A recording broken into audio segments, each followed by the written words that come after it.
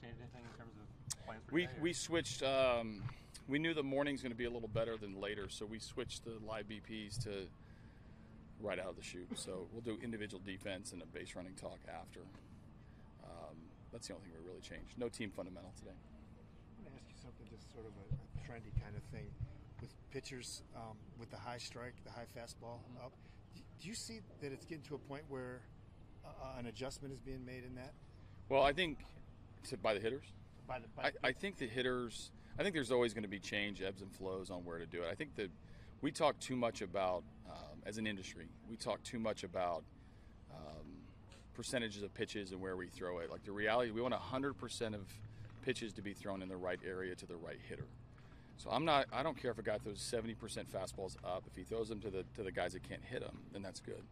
I think sometimes the way that numbers have been portrayed is that you have to do a certain thing one way or the other, and it's really about beating the hitter in the batter's box. Yeah. I do think hitters are starting to make a little bit more of an adjustment. I don't think we're back to an era that is just trying to get hits. We're still trying to hit homers and walk and do damage. We'll see if that changes over time, with the evolution of the sport. But hitters are aware that the high fastball is going to be, part of the arsenal. Yeah, it's like Robbie spent a good part of his offseason working on finding a way to get to that pitch. Yeah, I kind of like that he takes it because he's one of the best at laying off the borderline high strike. So be careful what you wish for trying to cover it, because then you might cover the one above it, which is even harder to hit. AJ, how well did you know George Lombard before he became your bench coach? Knew him. We have these baseball relationships where you always cross paths and you give the bro hug and you're happy and like it's just somebody familiar that you've seen in your journey. And then when he got to the big leagues as a coach, started to get to know him a little bit more and had friends in the industry that talked about him. So I would say we were baseball friends on the front end of baseball awareness, but we hadn't gone any further than that, other than just we have the commonality of how our minds think and how our philosophies align, and certainly how we approach our day-to-day jobs. What's he brought to your staff? Yeah, he's got great presence. I mean, he's as passionate a coach as I've seen in the intricacies of the sport. I mean, that comes out in our base running. It comes out in our outfield play. He's a continuous learner. He's a consistent presence. Really, I don't know if I've seen him in the year I've had him as a bench coach, if I've seen him have a bad day.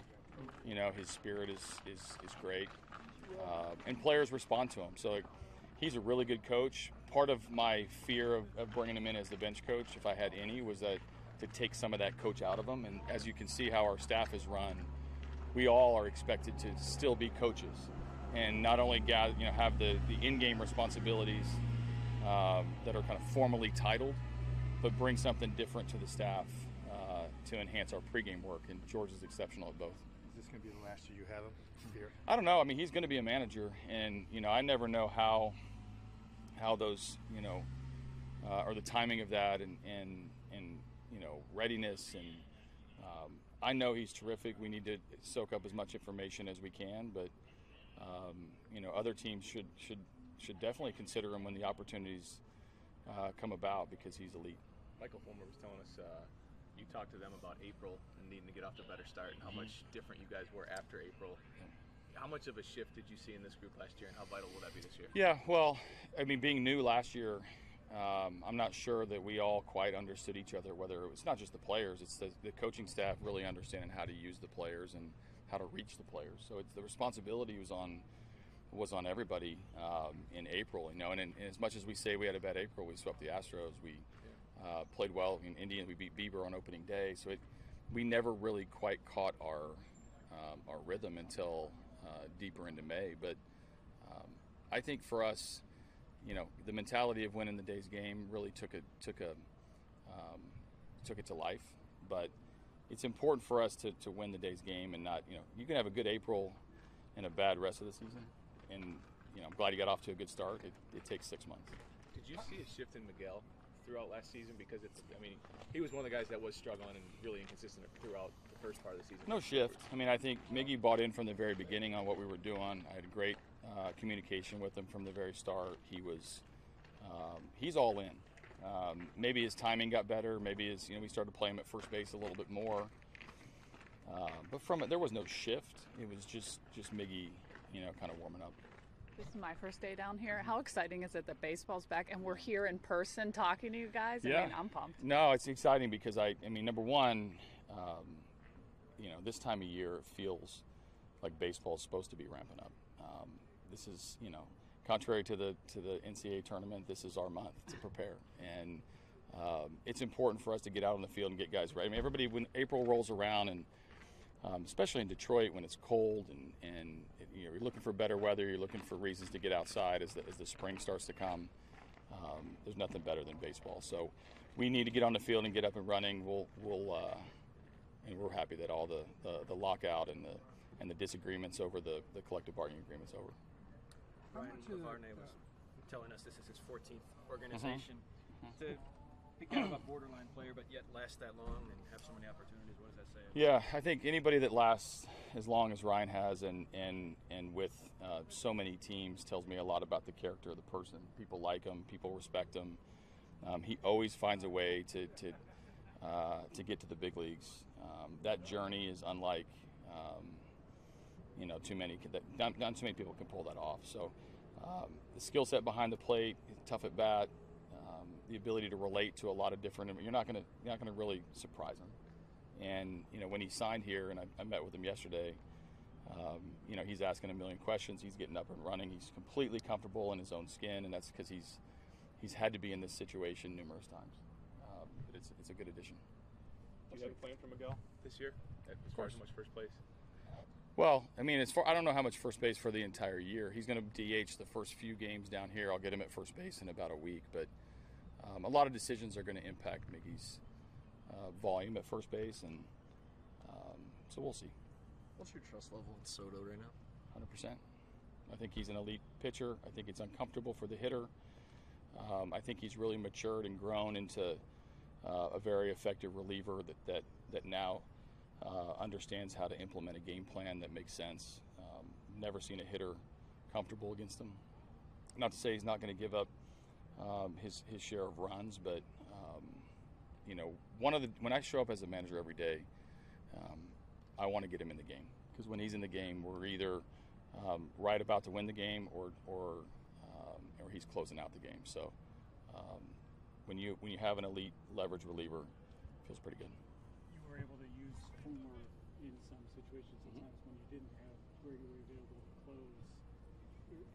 You anticipating mixing him in a little bit there as well? Sure. I mean, if you guys can tell me how I got to the end of the game, I'll tell you how I'm going to use him. It just depends on how. My goal is to have as many options as possible to use. When I say Gregory Soto is our closer, which I'll say it officially on camera, doesn't mean he's not going to pitch a sixth inning. So then you can write closer Gregory Soto came in a leverage spot in the sixth inning. That's the phrase I would use if I was you. How do you feel about your bullpen going into this year? I feel really good. I mean, health is always key. I think it's going to be important for us to we always assume the relievers can get ready faster, but that doesn't mean it's any easier. But I feel good about the path to winning. I think I always talk about that with our players. Like, we have a path to win, and that starts with the starting pitcher and getting us to a part of the game where we have our, where we can start counting outs, and we can do that in a variety of ways, which is something I think these guys learned, that whether Funk's the bridge or Funk's towards the back end, if Soto needs to come in and somebody else has to go get the last three outs. Michael being a multi-inning reliever, we're going to need it. There's going to be times during the year that Lang or Jimenez is going to have to step up late in the game and do it. So I don't love defined roles as much as I like the pathway to winning. Last one, guys. Do you believe in like the X factor theory, like with Lang and maybe somebody like Foley, in terms of stretching out and making your complete bullpen? Would they be considered X factors for you in that regard? I think I believe in watching them take a step forward based on getting some experience last year. The newness of coming to the big leagues and seeing reputable names in the batter's box, it will help Jason Foley. Alex Lang, second half of the season, the numbers are incredible. Getting ahead was instrumental for him. I think it was like 74-75% first pitch strikes in the second half, and that changed his entire year around being able to get into the count. I think those are more X factors than any sort of like bullpen configuration. It's what they do on the field is going to, is going to give me and Fett the most decision-making ingredients on the pathway to win.